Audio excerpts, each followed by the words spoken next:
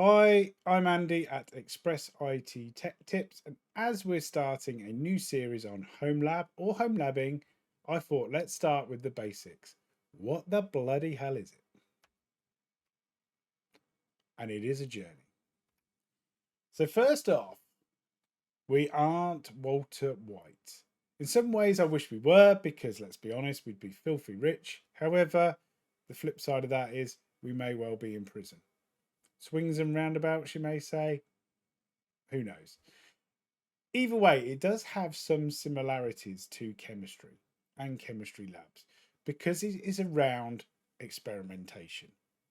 And one of the key things is with a home lab, you certainly don't want to blow shit up. Not good. So what is it? And this list is far from exhaustive, but it kind of gives a brief overview of what you'd expect to see with a home lab.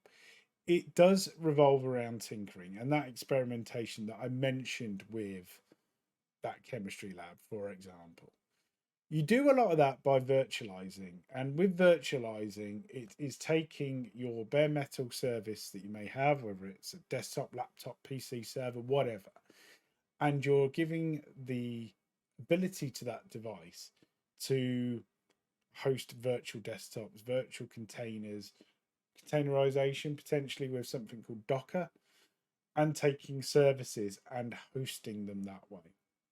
So it's taking the life of that device and expanding it a little bit more, fully utilizing its resource. It then enables you to test the possible. So you're experimenting with OSs that you may not have any kind of exposure to in your career, or maybe you're not even in a career with technology, but you want to expose yourself to that to get into that career. Home labbing is a great place to start. You will see many people that do a CCNA, for example, build themselves a Cisco home lab. It is no different. Home labbing is just the overarching view of all of that. And that's where that comes into the learning side. I've learned so much by running a home lab, particularly around Linux, particularly around Linux commands, automations, virtualization, containerization. I could go on, but I've learned so much by just playing around with a home lab. And that's exposure that you would never get, most likely, unless you worked in R&D in your day-to-day job. And that also covers off the difference between running it in a production and non-production environment. Now, people that run home labs at home may use the term in my production environment. Yes, it is a production environment. I would class I've got a production environment. However, if I broke my production environment, who's going to scream at me? Probably me, and maybe my family if it's the Plex server or the automations that control the lights and all the lights go on in the house. Those are the kind of considerations you're taking, not of I've just taken a FTSE 100 business down by changing a parameter. So you can be a bit braver, you can take those risks. And that's what it's all about, risk and reward. So how did I get into it? Now, I've worked in IT for many years, and one of the big things that you always find in IT is depreciation of equipment.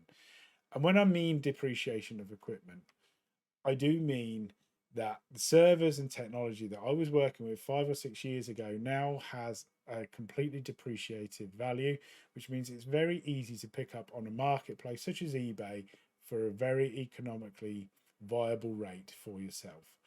You also, if you've ever worked in IT, find that a lot of this stuff just gets thrown at you because companies don't want to dispose of it. So I've had, the great fortune of over the years kind of having old equipment passed down that I've been able to tinker with. And my first kind of venture into home labbing would have been around probably learning, but also maybe around a little bit of the automation as well. So, I've always had bare metal services which have run, you know, kind of individual solutions. So I run a Plex server for many years on a device that may have run Windows on it, and it didn't seem the most energy efficient thing because it was constantly running. It was pointing at a NAS and various things like that. So I've kind of adapted and moved that on. And I had a bit of a light bulb moment of, why don't I use some of the technology I use at work with virtualization in my home environment?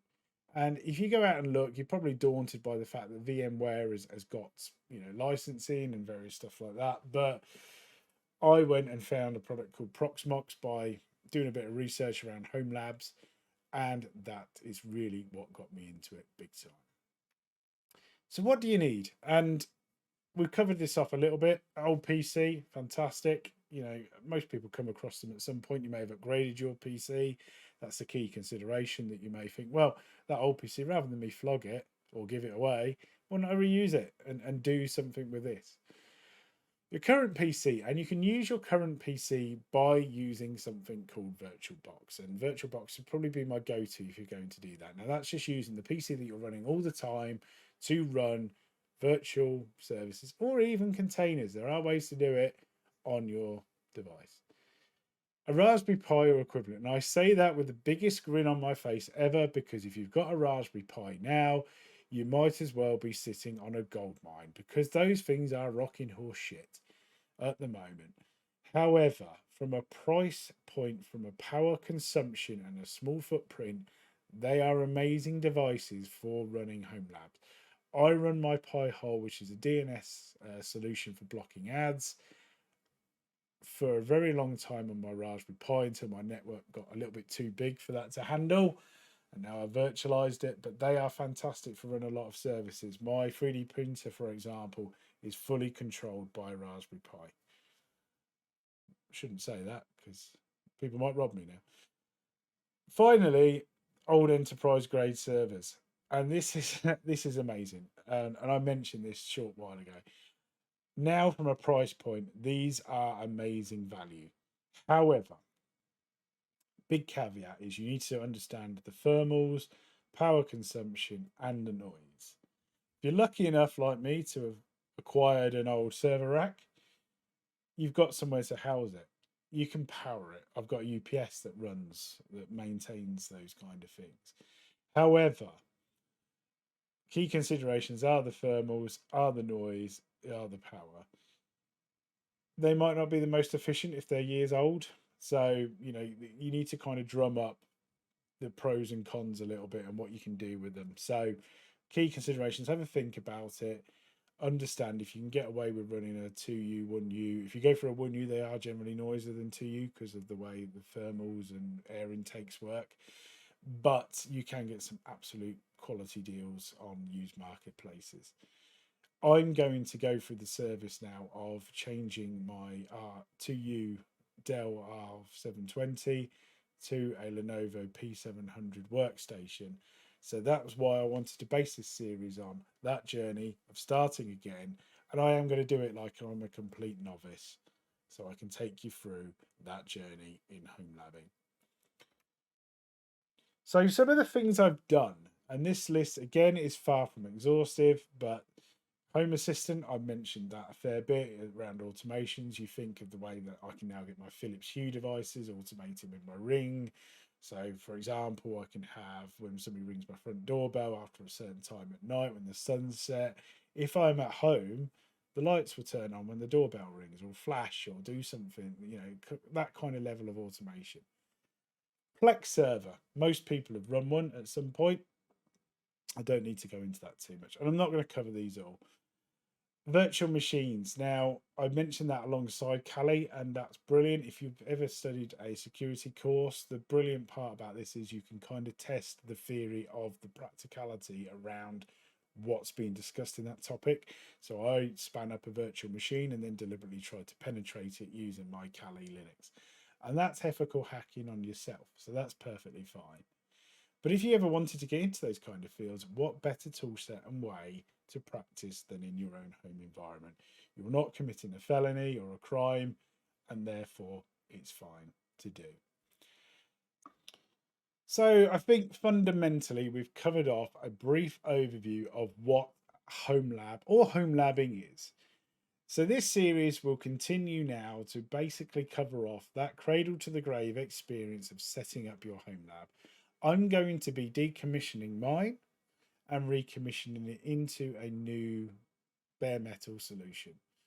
And when I mean that, I mean taking my current Dell R720 and putting it into a Lenovo P700 workstation. I will still go then back and install all the current services, but I'm not going to do it from a backup. And I know people who experience this have gone, "You're crazy, Andy. That must have taken you ages to configure." But I wanted to kind of do this as I'll spin it up as a dev, turn it into my production environment. And that's the kind of experience that you will go through the very first time you hopefully now decide to go away and build your very first home lab. So if you've liked this video and you like where the series is going, please hit the like and subscribe button, and I'll see you next time.